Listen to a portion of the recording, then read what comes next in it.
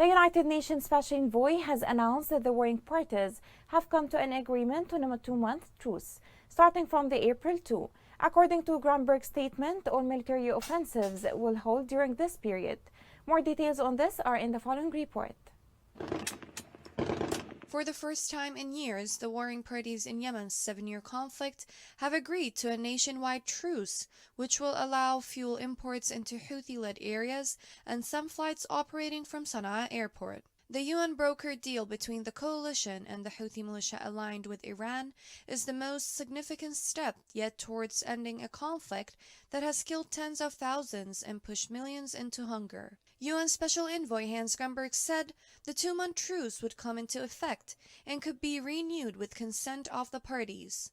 Grunberg added that the aim of this truce is to give Yemenis a necessary break from violence, relief from the humanitarian suffering, and most importantly, hope that an end to this conflict is possible.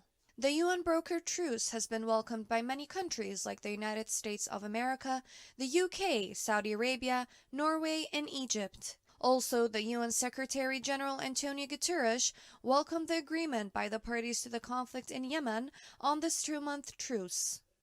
I thank my Special Envoy Hans Grundberg and his team for their tireless efforts in the pursuit of this agreement.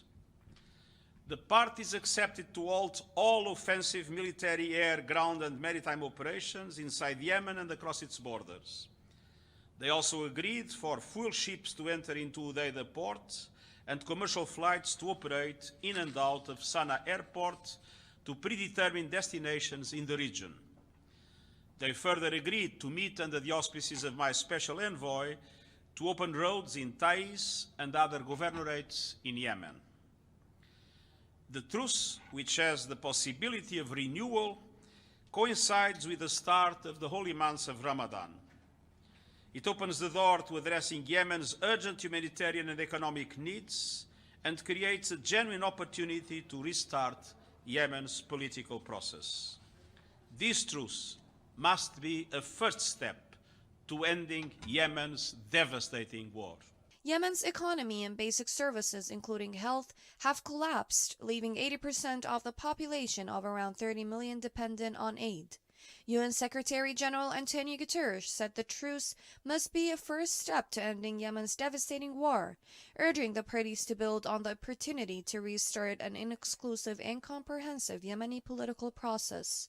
The deal includes halting offensive military operations, including cross-border attacks, and allowing fuel ships to enter Houthi-held Hodeida port and commercial flights in and out of the airport in the capital Sana'a to predetermined destinations in the region. Grunberg said the parties agreed to discuss opening roads in Taiz, effectively under siege, and other Yemeni regions. The UN and US envoys had been trying since last year to engineer a permanent truce needed to revive stalled political negotiations. The Yemeni government, which the Houthi took from Sana'a in late 2014, said earlier that it would facilitate arrangements for release of prisoners, opening Sana'a airport and allowing fuel vessels into Hodeida. In addition, the foreign minister Ahmed bin Mubarak added that they announced the release of the first 2 fuel ships through Hodeida port. Lastly, Yemenis still have hope for a better future, and they deserve to have a peaceful Ramadan as well as a peaceful life.